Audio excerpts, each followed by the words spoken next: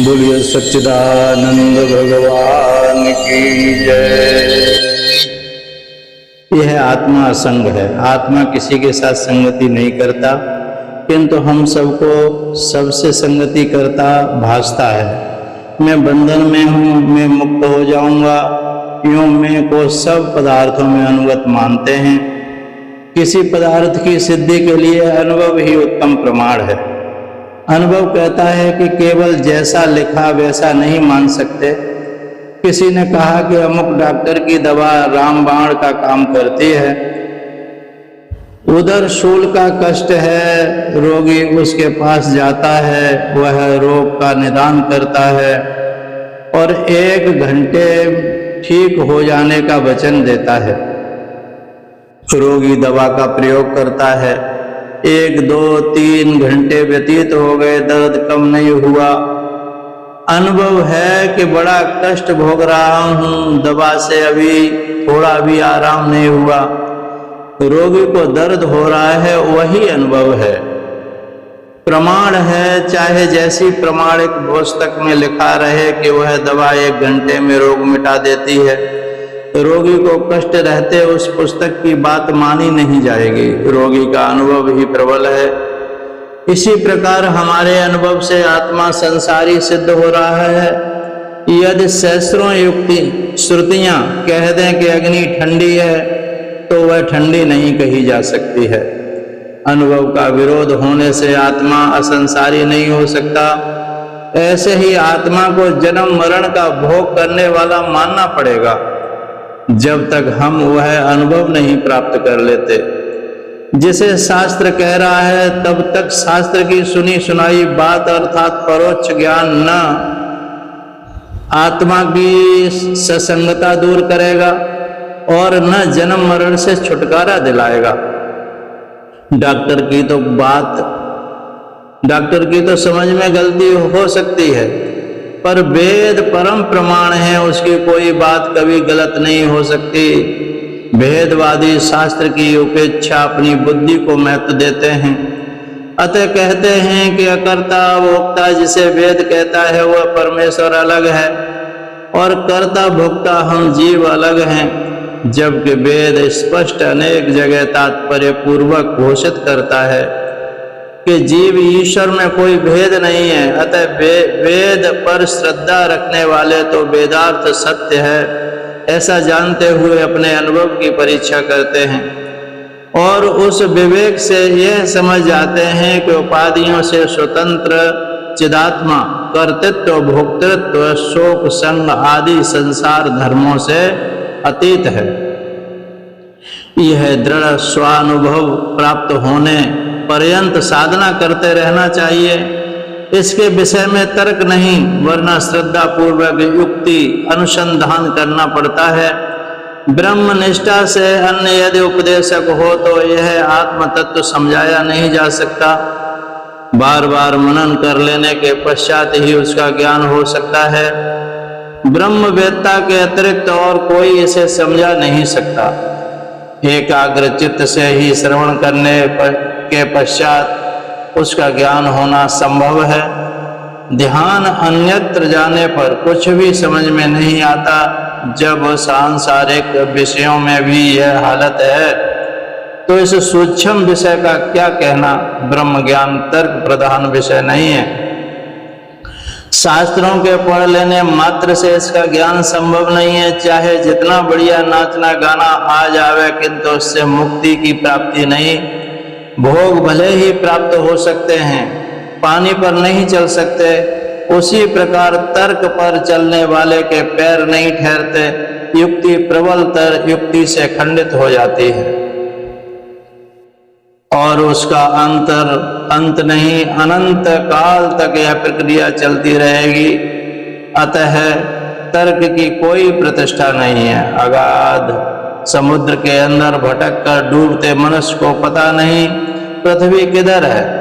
जो नौका में बैठा हुआ है वही उसे पार ले जा सकता है। ठीक उसी प्रकार संसारी जीव अपनी बुद्धि से तर्क द्वारा उस परमात्मा को सिद्ध करना चाहे तो वह नहीं कर सकता। खंडन मंडन अभी तक समाप्त नहीं हुए। और न भविष्य में समाप्त होंगे।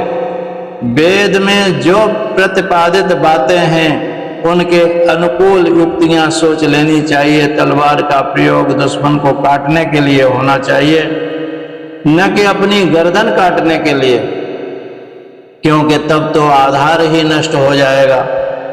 शुष्क तर्क की आवश्यकता सांसारिक व्यवहारों में भी नहीं तो परमात्मा संबंधी बातों में वह ठीक सिद्ध नहीं हो सकता। इसमें क्या संदेह है? विवेकपूर्ण अनुभव करते हैं तब उसका अकृतित्व स्पष्ट होता है। श्रुति ही आत्मा को ठीक ठीक बतला सकती है। यदि आत्मा संसारी है तो जन्म मरण का चक्कर समाप्त नहीं होगा। यदि राग द्वेष जीवात्मा के धर्म हैं तो वे कभी दूर नहीं हो सकते हैं। जैसे वैद्य शास्त्रोक्त औषधि के प्रयोग से उसकी लाभकारिता समझकर तदनुकूल युक्ति का अनुसंधान करता है, उसी प्रकार मुमुक्षु को चाहिए कि शास्त्रोक्त साधनानुष्ठान से आत्म साक्षात्कार कर तदनुकूल युक्तियां भी सोचे। न केवल शास्त्रीय ज्ञान और न केवल अपरोक्ष अनुभव मोक्ष के लिए पर्याप्त हो सकता है। विरोचन और ब्राह्मण युवक सुधन्वा में बड़ी मित्रता थी। एक बार दोनों एक ही स्त्री पर आसक्त हो गए। स्त्री और धन प्रेम को तोड़ने वाली वस्तुएं हैं। दोनों में झगड़ा हो गया। दोनों ने निर्णय लड़की पर छोड़ा कि वह पसंद कर ले। लड़की ने कहा, तुम दोनों में से जो श्रेष्ठ है मैं उसे चुनती हूं, किंतु श्रेष्ठता का निर्णय मैं नहीं कर सकती, क्योंकि मैं अभी छोटी हूं। किसी पंच से फैसला करवा लो। सुधन्वा भक्त ठहरा हुआ कहने लगा, प्रहलाद से फैसला करवा लो। विरोचन यह सुनकर बड़ा प्रसन्न हुआ, क्योंकि प्रहलाद जी विरोचन के पिता, और कहने लगा कि एक प्रतिज्ञा है, जो हार जावे उसकी गर्दन काट दी जाए। दोनों प्रतिज्ञाबद्ध हो गए और प्रहलाद के समक्ष निर्णय के लिए पहुंचे। प्रहलाद सुनकर स्तब्ध रह गए। देवता भी इस निर्णय को देखने के लिए आ गए। प्रहलाद ने विचार किया कि विरोचन को श्रेष्ठ बतलाने में धर्म की गर्दन कट जाएगी, जो अनर्थकारी होगा।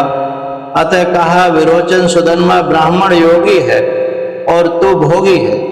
तेरे में आसुरी संपत्ति, इसमें दैवी संपत्ति है। जाति, कुल, शील, ज्ञान सभी दृष्टियों से सुधन्वा ही श्रेष्ठ है। विरोचन का मुख पीला पड़ गया। देवता बड़े प्रसन्न हुए कि प्रहलाद ने विकट परिस्थिति में भी धर्म का पक्ष ग्रहण किया। प्रहलाद की धर्म निष्ठा को देखकर सुधन्वा ने स्वयं ही कह दिया कि मुझे विवाह नहीं करना है, मुझे केवल धर्म ही देखना था और विरोचन की भी गर्दन न काटी जाए। शर्त का वह प्रावधान भी मैं समाप्त करता हूं। इसी प्रकार ब्रह्म विद्या रूप लड़की की ओर द्वैतवादी रूप विरोचन और अद्वैतवादी रूप सुधन्वा दोनों ही आकृष्ट होते हैं। उपनिषद महान अस्त्र, जो धनुष का सहारा लेने वाला ही सुधन्वा है। ब्रह्म विद्या का फल, जो असीम स्वातंत्र, वह दोनों को आकृष्ट करता है, पर श्रेष्ठ को ही वह विद्या मिल सकती है। श्रेष्ठता का निर्णय प्रहलाद अर्थात भूमा आनंद से ही होगा। द्वैत दृष्टि भेद निष्ठ होने से परछिन्न को ही मान्यता देती है, व्यापक भूमा को नहीं। द्वैती राग द्वेषादि आसुर संपत्ति से भी ग्रस्त रहते हैं। अविचार से ही द्वैत दृष्टि उपजती है। द्वैत के कुल में भी अविद्या, अस्मितादि निकृष्ट ही वस्तुएं हैं। द्वैती सर्वत्र भेद स्थापित करता है, अतः शील से भी नीच है। इस प्रकार पहला निर्णय कर देते हैं कि अद्वैतवाद ही श्रेष्ठ है। इसी के अनुसार शास्त्र का अर्थ हृदयंगम करने से ब्रह्म विद्या मिल जाती है, मोक्ष हो जाता है। अद्वैत कृपालु है, अतः द्वैत की गर्दन नहीं काटता। प्रारब्ध पर्यंत द्वैत जैसा चाहे वैसा उपलब्ध होता रहे। अद्वैत को उससे कोई विरोध नहीं। सत्य का निर्णय ही अभीष्ट है, द्वैत से कोई दुश्मनी नहीं। सोहम सोहम सोहम। बोलिए सच्चिदानंद भगवान की जय।